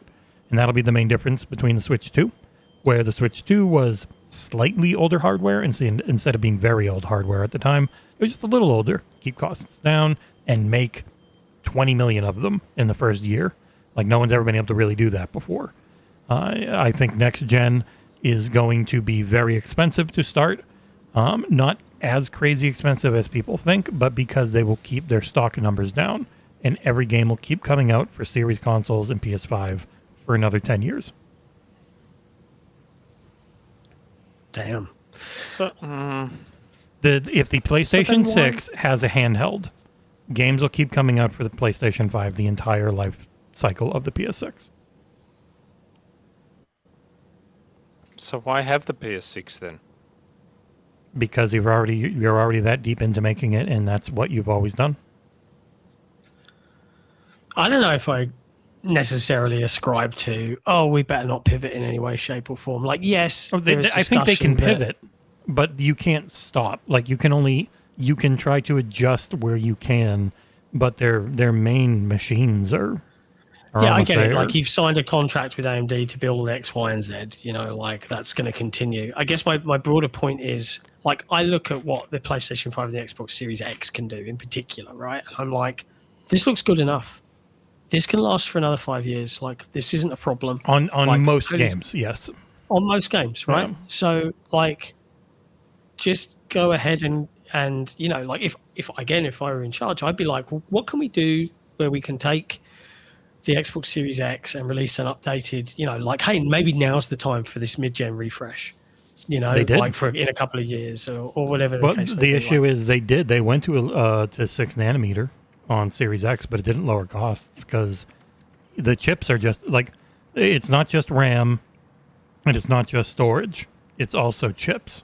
Like, just the capacity on chips isn't any better because it's still mostly one company that makes them. Like, nothing is cheaper. All the levers they had in the last couple of gens where everything just went, They're all gone. they are all gone, and they're not coming back. And that's the thing as well. We've seen like reports from, I think, Micron and Lenovo being like, do not expect things to ever return to normal, at least not in the short term. They'll stop like 5 years. Yeah, Lenovo. Lenovo's said was it. 2030 before things stabilize, and that means they don't keep going up. It doesn't mean they go down. Yeah, I don't expect anything to ever go down again, and that's just reality. These companies are like, Yeah, but that's shit. it is shit. It would only happen if AI did burst. If it wasn't a deflation, if it was an actual burst of just like we're one sick wants of this, it's not spending, making any money. we're sick of having to spend 100. Like, was it Anthropic and the other ones are like, we need $700 billion to grow. At which point you're like, how many years would it take to make any of that back? Like, you're not making any money now. Are you going to start making $300 billion a year and be one of the most profitable places ever? Like, that's just not a thing. Yeah, But there's going to be next-gen consoles. There's probably not going to be a ton of them, and they're going to be expensive. I do think Xbox tries to get around it by having various price points with OEM models where it's like, here's our base reference hardware. We're going to make a few of these, and then we're going to have Asus and Lenovo and some others maybe. Who knows? They can use that reference hardware, and they can make a $2,500 version for super enthusiasts where they'll make a good profit on it type of thing. None of them will have a lot of storage. Speaking of the Xbox expansion card, the 2 terabyte one was only 210, where it's normally 250, because the funniest thing is they only work on an Xbox. So, like, they're not useful anywhere else, so their cost has not gone up for the expansion cards. like, just briefly speaking of Asus, like, it just popped into my brain. Like, they're sending me a Republic of Gamers Zephyrus Duo 16-inch 2-in-1 laptop to review. Nice. Have you seen this thing? Mm-hmm. It's got two. It's a laptop with 2 screens. Yep. Is that the one that are they retails- above each other? Yeah. You can Yeah. you can read it like a book, or you can like fold it out like that. And it retails for £3,799. Jesus. And the keyboard goes on top of the bottom screen, right? Or you can just have it off. Can do, Yeah. or you can stand it. Yep. Like, They're really cool. They are really cool. 6,000. They're wildly impractical, but they're really cool. But yeah, like, holy crap. Wow. This is the thing, like, in terms of what we can create now as a species, like, the technology is incredible. Like, and I sit there and I think about what a next generation piece of hardware could do in terms of scalability and performance, and using some of the AI stuff that they have built over the last half decade with frame generation and stuff like that to just generally make the console experience feel good, to generally make handheld AAA gaming more of a reality, and to kind of build a marketplace where developers large and small can find success. And that's what I want. But against the backdrop where if your average consumer cannot afford to even get in the front door, and your market is immediately just your hardcore zealots that will jump in no matter what the fuck are you doing? Like, how do you expect this to be survivable? And I guess I have a lot of questions in that regard for this industry about like what they plan. I've seen some pundits being like, cancel, delay, don't release these things, that we do not need them right now. And I'm just like, contracts have been signed, man. Like, I think these companies are probably going to push through, right? You can logic out why it might be worth a delay or something, but even a short delay is just lost cost. It's not going to bring prices down, I don't think. There's no miracle coming. But there you go, people. Suffice to say, She does. it's a crazy week. It's been a crazy, crazy week in video And games. next week's show will be a lot worse. But you're right on both counts, though. What's that? You're right on both counts. Like, they should do what Nintendo's been doing, but they're not going to. No. Good for Nintendo, though. Well, I mean, we've been seeing know? it. Like, everyone looks at Fable and goes, "Oh my god, look at Gears Day! Oh my god, they're so gorgeous!" Like, it is just a thing. Sony was their entire PS4 gen has been, holy shit! Look how expensive this is. Like, it's been an arms race into a thing now where it's like, well, if you stop pushing, you're gonna lose. Like Grand Theft Auto 6. Oh my god, this is the most expensive looking thing ever. It's gonna be it, and it sets a bar that no one can reach. But everyone keeps trying. Yep. And Nintendo has been Yep. we're going to have this little tiny 13-watt handheld that can make a game look as nice as Star Fox, even if I think the art style looks terrible on the characters, but on the ships and everything looks great. And that custom engine that, was it Velen uses? Valan yeah, Studio. gorgeous. Looks amazing. Yeah. So good. Yeah, I thought it looked great. I was very impressed with the Beautiful visuals. game. Mm-hmm. Beautiful game. And not It's good Unreal or times. anything. Even with the taxidermist characters. Text Crack Jeremy. Fox. They look weird to me. They look so weird to me. I got really confused at the beginning because I forgot that this included all this intro stuff with James Fox. His dad. Yeah, I thought that was And- cool. I like Who that. put them into His voice massive actor, debt? I've- Did you read the backstory? the big ship. If you read the lore on the Star Fox, or the Fox, whatever the main ship is called, it's literally Mother Fox. Mother Fox. He put the family into massive debt to buy it. It's funny. That is funny. But like, I actually really liked the voice actor in like the intro. He was like very serious, like James Fox. And then the new James Fox Fox? McCloud turns up and he's just like a really like young yank. I was just like, oh, come back, James. You were way cooler. What do I know? Yeah. Anyway, that's it, folks. That is pretty much all of the crazy news wrapped up into a succinct 90-minute conversation, which for us Yeah. is surprising. You can tell Nick is he's both reticent to talk too much because of the delay and his lag that hasn't happened much, but also it's very late. Yeah, it's like it's tough one for you. It's more about the lag and the battery, and like now that I'm no longer. So, for those watching, I was running everything off this power bank. The power bank is now dead, so I'm now running off a 5 or 6 year old MacBook battery that needs servicing. So that I don't know how long this battery's going to last. Well, it's down to 82. In that case, it's time for us to hop into our community question segment where we take all of the questions from the community that support us directly. Big thank you to everybody that does that, because without your help, without your assistance, your contributions and your support, we wouldn't be able to do crazy things like Summer Game Fest or Gamescom. So every single person that is a member on Patreon, a member on Day One, the Matchful Main website, or even just a YouTube member, or throws just a couple of super chats our way, we love all of you. Big thank you to everybody. One of the perks of being a member is the ability to ask questions every week in the forums or on the form via the Discord server. And we're going to dive into those now to find out what you want to know.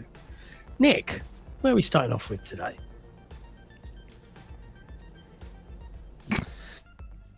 He's dancing. Okay. We are starting with the form. Again, apologies for the delay. That's fine. The first question is Tiberius Monk. Is it? You got to click into individual. Hello, folks of the super awesome Day One Show. Oh, yeah, I know. Oh, hold on. Are you on the wrong one? Yeah, Or it's am I- Tiberius Monk. I'm He's on the only wrong one. Never mind. I forgot. He didn't You're on the update wrong the one. link. Yeah. Yeah. I clicked the link that was in there and it's not. All right, you can go. I'll get to the right form. Hello, folks of the super awesome Day One Show featuring Jesse and friends. I don't like that. Congratulations on episode 320. Recently, I tried to play Gears Tactics. I gave it a chance knowing it would not be like previous titles, but I did not stick with it. I like the gameplay and lore of the Gears series, and while I do enjoy tactics games, this one simply did not work for me, though I will acknowledge it has many fans. This inspired my question for the week. Name a video game that went in a completely different direction from previous titles in a video game franchise. Did you find this game to be enjoyable or not, and why? Take care. Thanks for the great content, and ciao. Ooh. I mean, I don't know if this is an obvious, and I don't mean perhaps from a gameplay perspective, but I think it certainly at the time was a big controversial moment that caused a lot of fan feedback, was Halo 2. Because, yeah, you were playing as the chief and, you were doing all the stuff, and then suddenly you were playing as the enemy. He was playing as the Arbiter, and like half the campaign had this dual protagonist approach. And that was a very different direction from what we were expecting. And if you think, zoom out, we're talking 2004 here, but, in Halo CE, we had what, and general incomprehensible gibberish from the majority of the Covenant alien race. They were mysterious and unknown. And then Halo 2 suddenly went wide open, and we had them, desecrating the ring with their filthy footsteps and all of this stuff. And it suddenly was like, whoa, okay, this is bigger, this is grander, this is sci-fi space opera shit.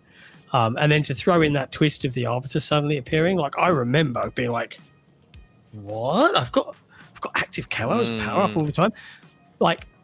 Nowadays, it's whatever. But back then, that was a big whoa. And I remember wrapping that campaign on launch night and thinking, that was it?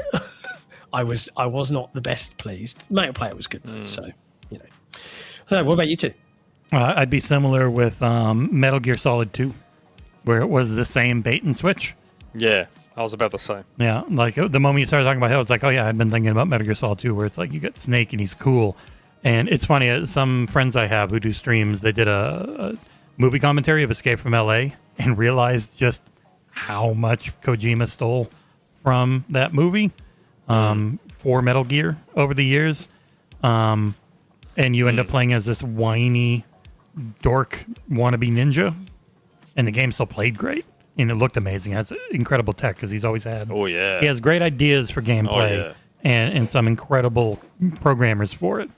But then the bait and switch into being not a Snake game at all after the part, because it also he changed up cutscenes and gameplay sections to show Snake doing them, even though that didn't happen in the main game. And I remember not being a big fan of that one, even if the game itself was all right. Also, Captain Logan, you gave $20, which is the new amount for a bean, because John wants more money. So he has to get a bean now, if you want. I'll eat a bean. Yeah, it's whatevs. I'll do anything for $20. Captain Logan with a super chat says, "Hey John, here's some cash as payment for those services performed in a hotel room during some." Dude, that was meant to be a DM, bro. Thank you for the great memories. Don't worry about the drift on your Joy-Con. It happens to everyone. Thank you. You got stinky socks last time, you got the worst one. Oh no, this is nice. Oh, fuck. This is. Don't you in the mic? No, this is nice. This is strawberry banana smoothie. Thanks, Logan, for the delicious bean. Yeah, Nick, any other comment on that question on Gears Tactics? He hasn't moved in a while. It might be gone. Yep. He died. Nick is dead. There you go. Quick switch to the two-person I setup. did it. Yeah, I got it. Well, Nick made it almost through the whole show. We only have a couple of other community questions. If he doesn't come back, I will read them because you got last week. That's true. It's nice to mix these things up. Well, we'll give him a minute because you know how he is. And he's, I knew it. Yeah. The man, the myth, the legend returns. How's it going over there, I can't believe I get all the way pretty much to the end and then that happens. Did it just freeze or is it the battery? No, it was the internet acting stupid and my 5G became 4G and all of a sudden it just pooped itself. Well, you've got 60 community questions left to go, my man. Only a couple. On the forum. Sorry, well, technically I didn't get to answer that question. Oh, go ahead. That's true, yeah. That was the last thing I asked you. Counts. I don't know if it counts, but given Tiberius Monk mentioned Gears Tactics, I thought I'd mention Mario plus Rabbids. They did a tactics game using Mario and the Rabbids, and it was made by Ubisoft, and it was fantastic. Yep. It was an amazing game. First time I didn't hate the rabbits. Like, super good. Yeah, such a good game. I've almost 100%ed it. I have one left, and I'm completely done with that game. Very, very good. But I'm just trying to answer quickly now. Well, we're on to the forum. We also have a super chat before we get to that. If it's Logan's, we just did it. Oh, did you? Yeah, while you were, because okay, it was sorry. because it was for John. So Yeah. Okay, cool. No worries. Thanks, Captain Logan. Okay, forum. Jesse Brother. Happy podcast 320 hard workers and Nick. Kalos ήρθες πίσω Kyrios Baker. To all non-Greeks, I said, welcome back, Mr. Baker. I googled it, so I have no idea if it was structured how you unibrows normally do it, nor do I care. And thanks, Nick, for forcing John to start last week's podcast early so you could attend. And thanks again for not showing up anyway, because without you, the show ran nice and tidy, and they were able to be done before it got dark in my area. And your emergency replacement, Sam, was excellent. Speaking of excellent, I've been replaying South of Midnight. Shame about what happened to Compulsion. Great game with an even better soundtrack, which I love, despite never liking anything Southern Bluegrass or Honky Tonk. This week's question is, what game was able to make you guys like/love the music in it, despite never being into the music genre? South of Midnight's up there for me. I'm very similar with him on the Southern Gospel type music it had. Despite never being into the genre. You know, technically, Matthew McKenzie, the price dropped days ago. So if you want, you can make John need another one. Oh, God. I don't know. I don't think there is a game that's made me like music I wasn't normally into. I mean, you could potentially argue Halo. Did it? Like, for me? that's the thing. Like, I think you can kind of take classical orchestral music and it can be applied in any films, and you might not be into it, but you can appreciate it. Do you know what I mean? And Halo has some banging tracks, but like, I think that's true, certainly from a personal perspective, across almost every genre of music. Like, I have pretty eclectic taste. I like loads of different stuff, from, you know, electronic dance type stuff to folky acoustic to heavy metal to the only stuff I don't really vibe with in any way, shape or form is kind of pop, like, because it's just repeatable garbage. You don't like George Michael? No. Love George Michael. Somebody But, isolate John saying, I like loads, please. Wow. What's wrong What? with you? I need more drops for my soundboard. But yeah, like, I don't know. I can't think of a game where I'm like, holy crap. Like, Sectori is immediately comes to mind because it's super EDM in its soundtrack. And it's not my favorite genre. But like, there's a moment in Sectori where you hit a certain point towards the end of the run where this little tune called Lollipop comes in. And it just suddenly like, ba-dum, bum, and the beat's just going, ba-dum, bum, bum, ba-dum, and you're just like, you are just, that's it. It's that is a combination of game design and music where it knows that at this point you are all powerful and you've hit that Zen flow-like state. So it hits you with the great beat to just keep you and you're just vibing. That's cool shit. Like that was on my playlist for a while. That's the only one I can think of. Geometry Wars would have done that too, no? Yeah, Geometry Wars had some good songs, but I don't think anything was as catchy as what I experienced in Sectori from memory. I would go myself with Transistor, which I had to look it up again, and it's called post-rock or transphonica. Like it's a mix. It's like 90s-ish rock, then mixed with more modern computery music. It's a very specific genre, and it's not something I've heard in a lot of other places, but it is a genre, and the soundtrack of Transistor is amazing. Okay. Cool bananas. Yeah. Next question. Like a cat. LMG. Where did the cats go?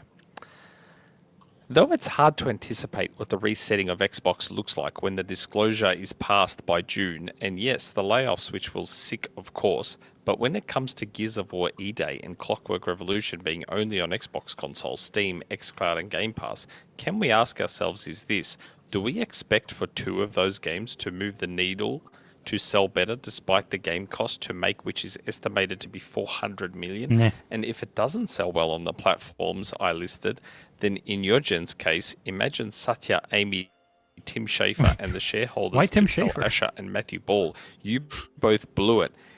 Now make it multiplat despite your stunt not putting on PS5. But your gen's take? First off, the $400 million Gears thing was, I think, just the overall cost of running the coalition for like 6 or 7 years, where they weren't only ever working on Gears E-Day, they worked on a ton of things across all of Xbox. So that game itself is not 400 million, but that shows you how expensive studios can be. As far as it is a bit of a stunt, but it's the exact same thing Sony's doing. They're both kind of desperate to try to move the needle on consoles in any way, and I think it's more, but for them it's more a retention thing than trying to push more hardware. And I think in the end it's going to be the same thing for Sony, where they both know, all right, we need to get more money from the people already here, and we need them to not leave because we can't afford to go out and try and get a ton more. So I don't think they're expecting either game. They know this is costing them money. Like they're not doing this thinking they're going to make more. Again, like putting everything about how I personally feel about keeping studios alive and just letting people play games. If Microsoft's new goal is exclusives, then, and it pains me to say this out loud, but I'm aligning with Nick. Microsoft, if you want to actually, because effectively it feels like they're almost starting again in terms of building their brand image up. Yep. You own some of the biggest, most anticipated, most valued gaming IPs in the world. Lock them up. Yeah. It's going to hurt. They've shipped. It's going to hurt. Yep. Yeah, it's going to hurt for years.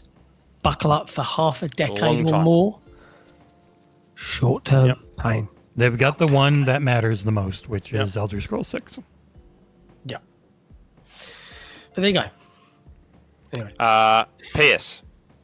Oh. Despite the executives of Xbox saying stuff what they need to say in likes of Gears of War E-Day and Clockwork Revolution not being multiplat, do we know how truthful they no matter what they say until those 2 games do go multiplat? Like if you are Starfield, that went multiplat, if they think they can move the needle with those 2 games I'm talking about? Coming out and saying I wouldn't be they'll surprised never. if we do. Because like with what they said, and Starfield is a console exclusive, but then they never came out and said it has zero chance of ever going anywhere. Like, Yeah, I put that in the executives say what they need to say when they need to say it basket. Yeah. If the instructions come from on high, if Yep. like end of the day, if Satya Nadella's like, wrap it up, we're selling Xbox, put everything everywhere, we're a publisher now, close the hardware, they'll do it. Yeah. Yeah. They'll do it, and that'll be that.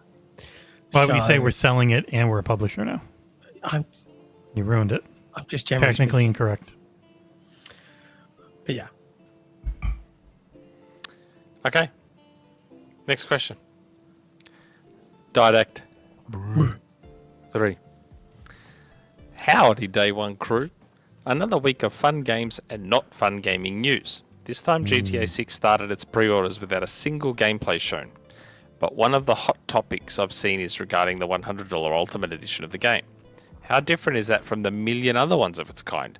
The discourse is saying that with everyone's adoption of that version would cause games to be even more than even $80, but I'm struggling to see it. Many other games have even more expensive versions with overpriced cosmetics, digital art books, and soundtracks, etc. You can't blame GTA 6 for something it did not start. Yeah. No, it's bigger, true. so it just gets more focus. It's not special. Everyone wants this one. Like you look at 2K's other things, the friggin' WWE game I reviewed this year was you could spend. They gave me $150 version of it, and that version had some stuff I remember being in like the regular version the year before, like some of the people and stuff. So the companies keep doing this because people will pay it. Yep. A shitty reality. Nick and people like him are the main problem with gaming. Wow. So rude. What? Yeah. Not wrong.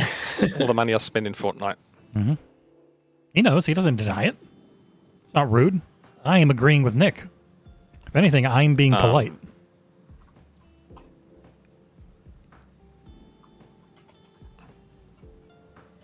Yep. I mean, I don't know if I actually don't even know if GTA 6's Ultimate Edition is all that egregious, to be honest.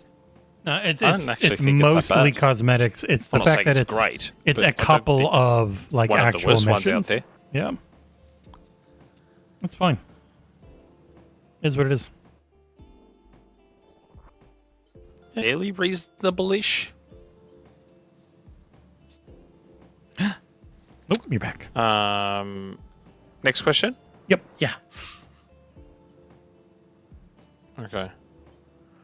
Crawling to the line. Mm-hmm. Good old Collingwood. So, GTA 6 releases on November 19, with only a few PC games and a couple of console games. Godzilla Destroy All Monsters November 3rd, Barbie Rewind November 12, and Dragon Quest Monsters The Withered World December 3rd. Releasing within a stone's throw of GTA 6. What will you do with all that free time? Play GTA 6 non-stop, or catch up with your backlog, or go fishing? Good old Collingwood. Nick, did you get the Amazing Digital Circus skins for Fortnite? No, I don't know what an Amazing Digital Circus is. But I still think Zelda is coming out head-to-head with GTA. I wouldn't be shocked. Did you see? I didn't put it in there, but the guy at CI Games said that they were actually targeting early December for Lords of the Fallen 2. That's now been delayed. Oh, has it? Mm-hmm. Yeah, I don't think I'll have free time. I'll be probably too busy playing Ocarina. Ocarina's not that long, though, right? Yeah, it is. If you want to 100% it, especially. Oh, well, yeah, I don't give a shit about that. Ocarina's a decently long game. It's not like Tears of the Kingdom or Breath of the Wild long, but it's still long. I'm looking it up. How you get long? that? How long to beat Zelda Ocarina of Time? 300 hours. Oh, no. A normal playthrough, 20 to 30 hours. Yeah. See? It's pretty long. I mean, not for me. That'd be a couple days. What's Amazing Digital Circus? I have no idea. John's been muted for a while, but he keeps talking to Yeah, neither himself. do I. I saw it come to Fortnite. It's a show that is kind of started as a digital thing. My son watches it, and then it got so viral and big hit that the last and finale episode had some cinema runs in the US. Oh. And Really? it was very popular with young'uns and kiddos. So yeah, it's got a Fortnite deal. Ah. I've seen clips of it, but I've never watched it. Yeah, I hadn't heard of it before it appeared in Fortnite. I hadn't heard of it. Okay. Yeah, that's it. And I can say anyone who's looking, this is my Doom the Bark Ages shirt. I think it's back up for sale again from Bethesda, but also no early review for me on the expansion or anyone as far as I know. I don't think they care to say not getting early access. It'll be a full review day on the day that DLC comes out. Yay. Wow. Did we just do a show in 1 hour? Oh, we've got one more question. It's been 2 hours. Oh, okay. Sorry. Apologies. I thought it was the end of the questions. Okay. The last question is from Jeans. Jeans. Oh, come on. Hi, everyone. Europe is suffering through its longest and worst heatwave to date, with record-breaking temperatures making even climate change deniers doubting themselves. Anyway, I'm just too tired of talking about it all week, but I want to know, how are your gaming habits changing in these conditions? What are your gaming tips and tricks to keep your machines safe? Have you had any piece of equipment failing on you due to the heat? I fried a graphic card playing The Witcher 2 some time ago, and since then I'm cautious about all of my machines, especially the consoles. I dust them off every 6 months, but put a fan next to the vents of my Xbox in the worst case scenario, and even change thermal paste when necessary to keep it in good condition for as long as possible. We're past the peak temperatures tonight in my region, but I'm sending love to Eastern Europeans who are going through it now. Stay safe and take care. Yeah, it has been real. Like, this is pretty much a glass conservatory, and the house, the sun comes up behind me, like there. So by about 11, 12 o'clock, it's beating down on the roof of this. And the temperature yesterday, which was one of the hottest days in June we've ever had here in the UK, inside this office, which we do not have aircon, all the windows are open, was 37.6 degrees. And I was, even worse, contributing to that. Nothing. Bro, I was contributing to that because this PC here was running a game at full whack, everything maxed out, ray tracing on, and I felt the top of the grill, and I was like, because like the top of this rig is all vents and fans. This thing's got 12 fans in it, and it's silent, right? But it was like almost like holy shit, and I was like, this has been on for like 7 hours at this point. I'm taking a break. Like, this needs to be turned off. Like, this is bad. I've been desperately waiting for the weather to break. It is cooler right now, but even right now, with all of the doors open, we've had storms and rain. It is still 25 degrees centigrade here in the room right now. So it's a hot one, people. It's a hot one. I have amazing AC, so it's always about 77 It's 24 Fahrenheit. here, out here. It's 24 right now. Yeah. And we didn't answer the good. previous question, which good old Collingwood called out in chat. John will be catching up in his backlog after getting bored by GTA 6. I will have already beaten GTA 6 at some point fast for a review. So I will also be catching up on my backlog, I'd imagine. I think I'll be playing GTA 6 a fair bit. Sorry, GOC, for missing answering that. But if Ocarina comes out in November, I will play that too. Both of those in November. And We'll have a then, giant definitely round catching table up with review of Game Ocarina. I'm pretty confident it'll be out in November. Yeah, I would. It'd be funny to see that. Like, what do pundits do? Who's going to win Game of the Year? It depends on because GTA is right Ocarina. at the... GTA is Ocarina right wins at it. the... I mean, a remake winning it would be crazy, but RE4 was in the running. And I guess an actual full remake is a new game, because Dead Space should have been up there. But GTA is right at the cutoff point. So if they don't give early access to enough people, it will eat into the amount of people who have actually even played it, though I don't think that always matters for voting. Because you can't play everything anyways, so... Rules will change. Well, the bigger websites will get invited out to, the UK and That's it. into New York and stuff. So Yeah. Maybe we'll get invited. I don't know. I'm not far away. Yeah. No. Like, I'll fly to Dundee, mate. It's cheaper. It's no worries. Can you imagine a GTA 6 review from me stuck in a room playing GTA for 5 days? I don't think anyone would want to read that, to be honest. But yeah, okay. That's it. We've done it. That's it. With Nick That's on the the end show. of the show. So the secret to shorter What? shows with Nick is to have him have bad latency and be afraid to talk. Yeah. We found it. We Yeah. found the solution we've all been waiting for at long last.